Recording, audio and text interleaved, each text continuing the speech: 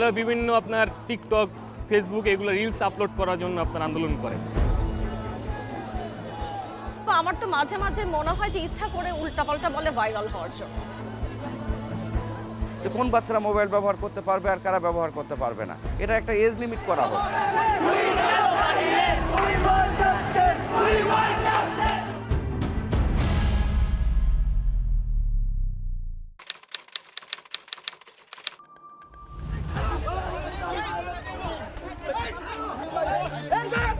Police আমাদের উপরে tear shell নিক্ষেপ করছে, তখনই কিন্তু পরিস্থিতিটা খারাপ হয়েছে।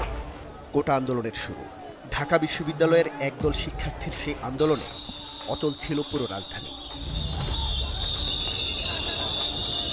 রাজু ভাস্কর্যের সামনে থেকে আমাদের উপর হামলা হয়েছে, আমরা দৌড়াতে দৌড়াতে এখানে আসছি। এই কোটার সংস্কার নিয়ে আমরা আলোচনা করে এর চূড়ান্ত সমাধান করা হবে।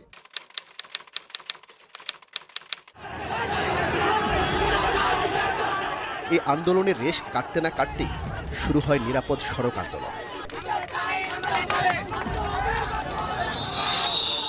সড়ক দুর্ঘটনায় শিক্ষার্থী নিহতের প্রতিবাদে ছাত্রদের ডাকা সে আন্দোলনেও স্থবির ছিল রাজধানী। সাধারণ শিক্ষার্থীদের সে আন্দোলনটি শুরু হয়েছিল 2018 সালের 29 জুলাই।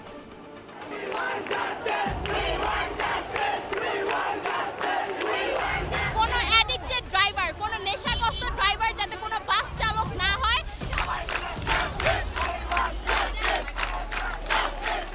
দুটি আন্দোলনই ছিল শিক্ষার্থীদের মনের দাবি, সাথে সাধারণ মানুষের। ফলে সরকারের চেয়ার নড়ে চড়ে বসেছিল। যে আমার ভাই আর বোনটা মরছে, সুস্থ বিচার হইব, ফাঁসি চাই। আমরা এই হত্যার বিচার চাই। অর্থাৎ জনমানুষের দাবি নিয়ে আন্দোলন হলে সেটি বিফল হয় না।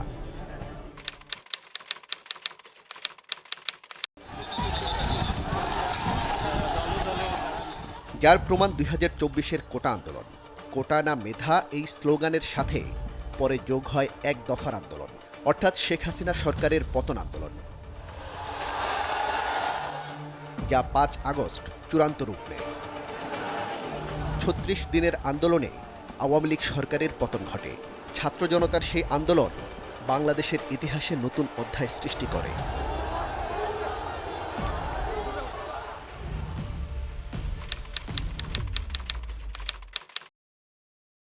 পদত্যাগ ছাড়া আন্দোলন থামবে না ভাই, থামবে না।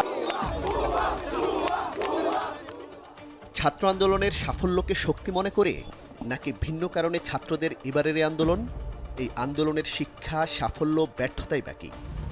আমরা শিক্ষা ভবন যাব, শিক্ষা ভবন যাই, শিক্ষা ভবন ঘেরাও করব। তাও যদি কোনো কাজ না হয়, আগামীকাল সচিবালয় ঘেরাও হবে। সরকারি শহীদ সোহরাওয়ার্দী কলেজের ছাত্র তানবীর আহমেদ যে বক্তব্য দিয়েছেন, বয়স বিবেচনায় তার পক্ষে এমন সাহসী বক্তব্য দেয়া খুব একটা অস্বাভাবিক নয়। আজকে রাতের মধ্যে প্রধানমন্ত্রীকে স্টেটমেন্ট দিতে হবে, ওনার শিক্ষামন্ত্রী কি করবে। কারণ এখনো বলতে হবে, আপনারা তো তাহলে কোনো সাংবাদিক। 12 কোটি স্টুডেন্টের দায়িত্ব নিয়ে ভিতরে গেছিলাম, যেমন অপমান, যেভাবে লাস্টে বললো যে কথা বলবে না, তাহলে আমাদেরকে ভিতরে কেন ডাকছে, এর জবাব যদি উনি না দিতে পারে, ওনার খবর আছে। উত্তরার মাইলস্টোন কলেজের শিক্ষার্থী পরিচয় দেয়া এই ছাত্রীর নাম রুকাইয়া মেহজাবিন সুহি। পুরো আন্দোলন জুড়ে সবচেয়ে আগ্রাসীদের অন্যতম সুহি সোশ্যাল মিডিয়ায়ও ভাইরাল হয়। আন্দোলনে মাইলস্টোন কলেজের ছাত্রী পরিচয় দিলেও তা নিয়ে বিতর্ক আছে। কলেজ কর্তৃপক্ষ তাকে গত 28 ফেব্রুয়ারি বহিষ্কার করে। বহিষ্কারাদেশকে গোপন রাখা এবং কলেজের সুনাম ক্ষুণ্ণ করায় এরই মধ্যে সুহির বিরুদ্ধে কলেজ কর্তৃপক্ষ তুরাগ থানায় জিডি করেছে। ডিসিপ্লিন প্লাস রেজাল্ট দুইটি তার খারাপ যখন তখন কলেজ থেকে টিসি দেওয়া হয় তাকে। কিন্তু সে মাইলস্টোনের আইডি কার্ড ইউজ করে কেন ইয়াতে গেল, আন্দোলনে গেল? এইটা তো আসলে এটা ঠিক না। মাইলস্টোনের যেহেতু আমরা টিসিয়ে দিয়ে দিয়েছি, মাইলস্টোনের আইডি কার্ড ব্যবহার সে করতে পারে না, যে জন্য করছে আমরা এই জন্য থানা জিডি করছি। তাকে টিসি দিয়েছেন, তার প্যারেন্টসরা নাকি আপনারা ডাকেন না, এরকম একটা অভিযোগ করছে ওই মেয়েটা বা ফ্যামিলি। অবশ্যই এই যে আমার কাছে আপনি ইচ্ছে করে দেখতে পারেন, এই যে ফ্রেন্ডসের সিগনেচার, এখন সকল ডকুমেন্ট আছে। অনুসন্ধান বলছে সুহিকে বহিষ্কারের পেছনে এমন কিছু স্পর্শকাতর অভিযোগ ওঠে যা একজন ছাত্রীর জন্য অত্যন্ত লজ্জাজনক। বয়স বিবেচনায় এর বেশ কিছু প্রমাণ থাকলেও সেটি আমরা প্রকাশ করছি না। বর্তমানে উত্তরার মেগা সিটি কলেজের ছাত্রী সুহি। মাইলস্টোনে পড়ার সময় কয়েকজন বান্ধবীর সাথে ভাড়া বাসায় থাকত। সেখানে তার এক বান্ধবী আত্মহত্যা করার পর সংকটময় মুহূর্তে হোস্টেল ছেড়ে দেয়, এমন তথ্য রয়েছে। আন্দোলন পরবর্তী সময়ে মেগা সিটি কলেজ কর্তৃপক্ষও তার বক্তব্য জানতে পারেনি। আমরা তাকে ডাকছিলাম কলেজে, সেন্টারে তো ফোনে পাওয়া যাচ্ছিল না, যার প্রেক্ষিতে আমরা সেন্টারে একজন টিচার পাঠাই। পরীক্ষা শেষে তাকে বলা হয় যে স্যার একটু ডাকছে, কিন্তু সে আসতে অস্বীকৃতি জানায়, সে আসবে না এখানে। সার্বিক বিষয় নিয়ে রুকাইয়া মেহজাবিন সুহির সাথে কথা বলতে চাইলেও তাকে পাওয়া যায়নি। তবে সুহির বাবা উল্টো মাইলস্টোন কলেজ কর্তৃপক্ষের উপর দায় চাপিয়েছেন। আমার মেয়ের কোনো অবজেকশন থাকলে আমি প্রতি সপ্তাহে বা 15 দিন পর পরে যাচ্ছি, আপনি বলবেন না যে আপনার মেয়ে এই ধরনের ইয়ে করতেছে। এভাবে আন্দোলনে অংশ নেয়া অন্তত 10 জন শিক্ষার্থীর সম্পর্কে খোঁজ নেয় টিম সার্চলাইট। আলিমুদ্দিন ইফাত। না ভাই, আমি তো অল্প কয়েকদিন হলো এখানে আসছি। ছেলেটাকে ছিলেন? কামরুল দেখছেন কখনো? বিষয়টি নিয়ে একাধিক কলেজ কর্তৃপক্ষের সাথে কথা হয়। নাম পরিচয় গোপন রেখে কলেজ কর্তৃপক্ষ জানিয়েছেন, আন্দোলনে অংশ নেওয়া ছাত্রদের কেউই পরীক্ষায় নিয়মিত নন। আলিমুদ্দিন ইফাত নাম তো এটা আসছে না? আলিমুদ্দিন ইফাত আর কি। ওর ডিটেলসটা কি পাওয়া যাবে? মনির হোসেন কি তার প্যারেন্টস? প্যারেন্টস বলতে এটা ফাদার কামরুল হাসান তামিম। আচ্ছা, এখানে আরেকজন ছেলে আছে তামিম বিল্লাহ। তামিম বিল্লাহ নাম। আচ্ছা, এটা কি একটা প্রিন্ট আউট দেওয়া যাবে? প্রিন্ট দেওয়া যাবে ওর ডিটেলসটা? এই তথ্যে মিল পাওয়া গেছে সরকারি হিসাবেও। সরকারি হিসাব মতে 2026 সালে এইচএসসি ও সমমান পরীক্ষায় মোট পরীক্ষার্থী 12,70,583 জন থাকলেও পরে নিয়মিত পরীক্ষায় অংশ নেয়নি 17,233 জন।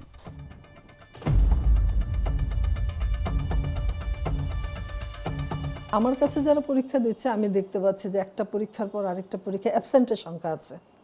তো আমি বললাম যে ও পরীক্ষা দুটো দিয়েছে, 3 নম্বর পরীক্ষায় সে অ্যাবসেন্ট কেন? তখন আমাদের নিজেদের মধ্যে একটাই হলো যে এই যে সে হয়তো মনে করছে দুটো পরীক্ষা দিয়ে যে সে পাশ করতে পারবে না, বা তার যে প্রিপারেশন সামনের প্রশ্নগুলো তো একইভাবে হবে, ওগুলোও তার জন্য জটিল হবে, হয়তো এই জন্য ড্রপ আউটটা হচ্ছে এখন। এর সংখ্যাটা কেমন হতে পারে? মোটামুটি ভালো, যে এক পরীক্ষা থেকে দেখা যাচ্ছে 12 জন নাই, তারপরে 23 জন নাই, এরকম করে হচ্ছে আর কি। মোহাম্মদপুর সরকারি কলেজের অধ্যক্ষ হাফসা বেগমের বক্তব্যে কি বুঝলেন? বরং এই শিক্ষিকার মূল্যায়ন সঠিক ধরলে সেটি শিক্ষার্থীদের জন্য অশনি সংকেত। শিক্ষকতা পেশায় দীর্ঘদিনের অভিজ্ঞতা হাফসা বেগমকে এক অনন্য উচ্চতায় নিয়ে গেছে। আর যাদের পড়াশোনাটা তারা সেইভাবে নিজেকে তৈরি করেনি, তারাই হয়তো নেমেছে রাস্তায়। আর যারা বলছে যে একেবারে 4000 এমসিকিউ পড়ে গেছি, একটাও কমন পড়েনি, এমসিকিউ তো আসলে কমন পড়ার বিষয় না। এমসিকিউ হচ্ছে যে সে টেক্সট পড়বে, টেক্সটের ভেতর থেকে যেভাবেই প্রশ্নটি আসবে সেটা সে আনসার করতে পারবে। শিক্ষাই জাতির মেরুদণ্ড, কিন্তু সেই শিক্ষা এখন কোন পর্যায়ে? আগে কেমন ছিল? অভিভাবকদের ভূমিকাই বাকি।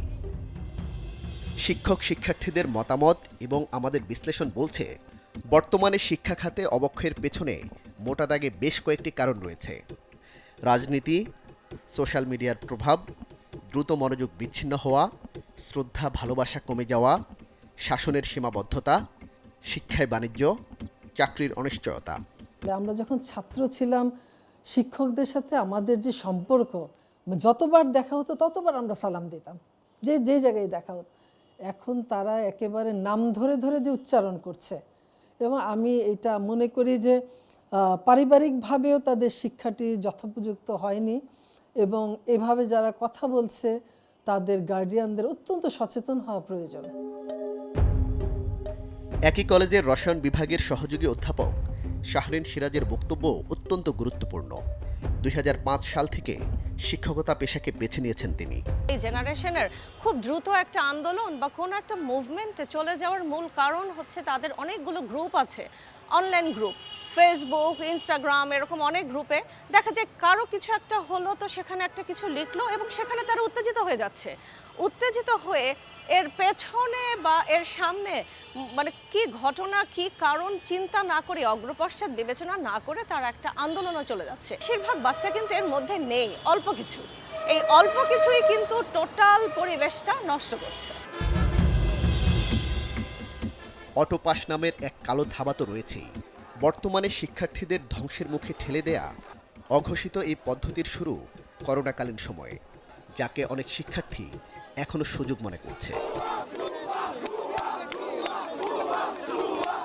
এখন দেখা যায় যে খুব ভালো নামকরা যে কলেজগুলো তাদের শতভাগ গোল্ডেনে। এটা কি কখনো হয় যে একটা কলেজের মানে 1000 বাচ্চাই গোল্ডেনে? আলটিমেটলি লুজার কারা হলো? যারা একদম মেধাবী, সবচেয়ে মেধাবী যেই বাচ্চাগুলো, সেও যেমন গোল্ডেনে, ওর মতো মেধাবী না সেও কিন্তু গোল্ডেনে। মেধার অবমূল্যায়ন হলে কিন্তু তখন কেউ তো আসলে মেধাবী হওয়ার চেষ্টা করবে না। স্কুল, কলেজ এবং রাস্তা অবরোধ করে দাবি আদায়ের চেষ্টাও চলে অনেক জায়গায়। সাথে তাল মেলায় অনেক অভিভাবকও, যাতে শিক্ষার্থীরা সাহস যেমন পাচ্ছে তেমনি বেপরোয়া আচরণ করছে।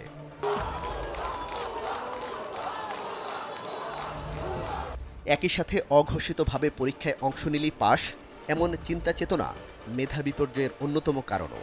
শিক্ষিকা শাহরিনও এই বক্তব্যের সাথে একমত। আমার তো মাঝে মাঝে মনে হয় যে ইচ্ছা করে উল্টাপাল্টা বলে ভাইরাল হওয়ার জন্য, মানে ওদের আসলে সাইকোলজিটাই এখন অনেকটা চেঞ্জ।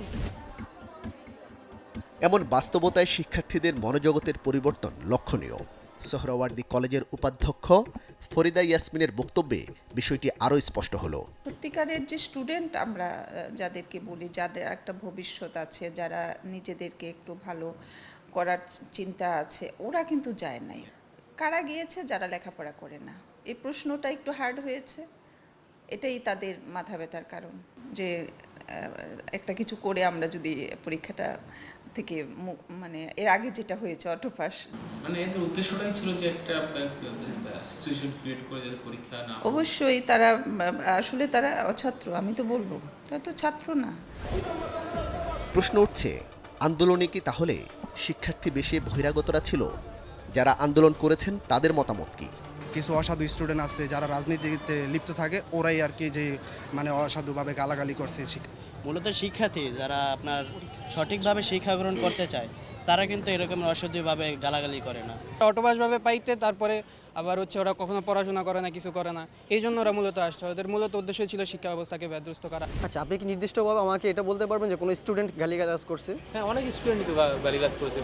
এই শিক্ষার্থী পড়েন ঢাকা উদ্যান সরকারি কলেজে, তবে নিজেকে গোপন রাখতে চায়। থেকে যারা গালিগালাজ করেছেন বা অকথ্য ভাষা যেগুলো ব্যবহার করছেন, তাদেরকে যখন সার্চ করা হয়েছে, তাদের থেকে জানা হয়েছিল তারা এক একজন এক একটা মানে হয় স্কুলের আছে, না হয় কলেজের আছে, না হয় স্টুডেন্টই না। তো এই বিষয়ের জন্য আমরা আন্তরিকভাবে দুঃখিত। আসলে আমাদের স্টুডেন্টদের পক্ষ থেকে এরকম কখনো কিছু হয় নাই, আর হবেও না, আর আমরা এটার পক্ষেও না।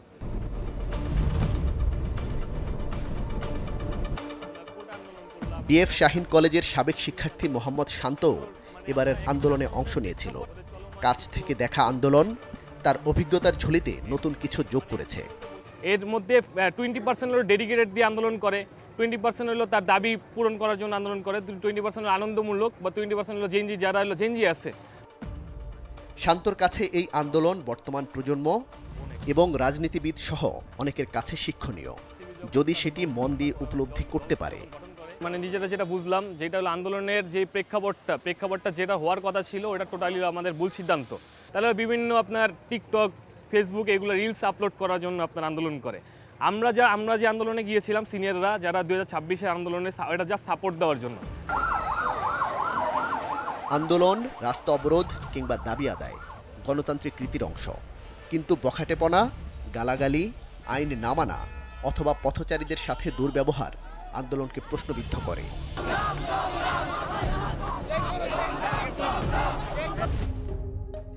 আজকের শিশুই আগামীর ভবিষ্যৎ। প্রবাদ বাক্যের এই শিশুরাই মূলত সেই শিক্ষার্থী। প্রকৃত শিক্ষা শিশুদেরকে মানুষের মতো মানুষ বানায়। হাতে কলমে মানুষ বানানোর কাজটি করেন শিক্ষকরা। যুগের পরিবর্তনে কিছু পরিবর্তন হবে, কিন্তু শিক্ষাক্ষেত্রে মনে হয় যেন শিক্ষার্থীদের চিন্তাভাবনার জায়গায় অনেক পরিবর্তন এসছে, যেটা আমাদের সমাজের জন্য মঙ্গলজনক নয়। মুক্তা দাস গণভবন সরকারি স্কুলে শিক্ষকতা করেন। 30 বছরের শিক্ষকতা পেশায় শিক্ষা খাতের অতীত বর্তমানকে মূল্যায়ন করেছেন। আর আন্দোলনের এই জায়গাটা আমি বলবো যে অনেক ক্ষেত্রেই আমাদের করোনার পরে যেই অটোপাস এবং বেসিক জায়গাটাতে যে দুর্বলতা, সেই দুর্বলতাটার কারণেই বাচ্চাদের মধ্যে অনেক কিছু ডেভেলপ করছে। হ্যাঁ, এবং মনে করছে যে কিছু একটা আন্দোলনের ভিতর দিয়ে যদি আমি যাই তাহলে আমি বোধহয় পেতেও পারি অটোপাস। হ্যাঁ, ওই ধরনের চিন্তাভাবনা হয়তো কাজ করছে। এটা আমরা কখনোই চাই না, আমাদের কাম্য নয়। শিক্ষা খাতে এমন পরিস্থিতি উত্তরণে সমন্বিত উদ্যোগ এখন সময়ের দাবি। কাগজে কলমে সেটি হোক বা না হোক। মুন্সিগঞ্জের সিরাজদি খানে ভিন্ন এক উদ্যোগের খবর জানাবো। শিক্ষার্থী এবং শিক্ষাখাত বাঁচাতে ও জাতি বাঁচাতে মোবাইল ব্যবহারে কঠিন এক উদ্যোগের কথা জানিয়েছেন সিরাজদি খান রোশনিয়া উচ্চ বিদ্যালয়ের প্রধান শিক্ষক আফদাল হোসেন সরকার। শিক্ষামন্ত্রী মহোদয় সহ সরকারের সর্বস্তরের মানুষজনকে বলবো, অন্তত মোবাইলকে একটা রেস্ট্রিকশন পর্যায়ে আনা হোক, যে কোন বাচ্চারা মোবাইল ব্যবহার করতে পারবে আর কারা ব্যবহার করতে পারবে না। এটা একটা এজ লিমিট করা হোক। তাছাড়া এই জাতি এই প্রজন্ম রক্ষা করা খুব কঠিন হয়ে যাবে আমাদের জন্য। মুন্সিগঞ্জের সিরাজদি খান হাজী আবু বকর সিদ্দিক আদর্শ উচ্চ বিদ্যালয়। প্রায় 450 শিক্ষার্থীর এই স্কুলটি 1998 সালে প্রতিষ্ঠিত হয়। স্থানীয় শিক্ষা ব্যবস্থায় স্কুলটি এরই মধ্যে সফলতা পেয়েছে। মোবাইল ফোন আনা একদম নিষিদ্ধ, এবং এটা আজকে নয়, এটা আমি মোটামুটি 2014 সাল থেকে এটা নিষিদ্ধ করেছি নোটিশের মাধ্যমে, এবং সেটা আমি ভালো ফল পেয়েছি। না করার পরে যে একটা প্রতিক্রিয়া, তা আমাদের বাচ্চাদের ওরকম কোনো প্রতিক্রিয়া নাই যে স্যারেরা মোবাইল ফোন আনতে না করছে তাদের মন খারাপ হবে বা আমরা আনবো, এরকম কোনো প্রতিক্রিয়া তাদের ভিতরে নেই। তারা না করছে ওই পর্যন্তই, তারা মোবাইল আনে না বা ইউজ করে না। অর্থাৎ স্কুল চলাকালে শিক্ষার্থীদের এবং ক্লাসের শিক্ষকদের মোবাইল ব্যবহার করা নিষেধ। স্থানীয় উপজেলা প্রশাসনের নির্দেশে সিরাজদি খানের সব শিক্ষা প্রতিষ্ঠান কর্তৃপক্ষ সেটি অক্ষরে অক্ষরে বাস্তবায়ন করে। এটা কিন্তু একটা ব্যাধির মতো সৃষ্টি হয়েছে। এতে একে অপরের প্রতি যে আন্তরিকতা, এই আন্তরিকতা লোপ পেয়েছে, যার ফলে ওই কেউ কারোর সাথে পরিচয় হতে পারে না, শুধু মোবাইল। হ্যাঁ, শিক্ষার্থীদের আচরণগত সমস্যা, মনোযোগ বিচ্ছিন্ন হওয়া সহ নানা সমস্যার নেপথ্যে অন্যতম যে কারণ, সেটি অনেক শিক্ষক বলতে না পারলেও তিনি মুখ খুলেছেন। আগের স্টুডেন্টদের সাথে কেমন ব্যবহার পেতেন?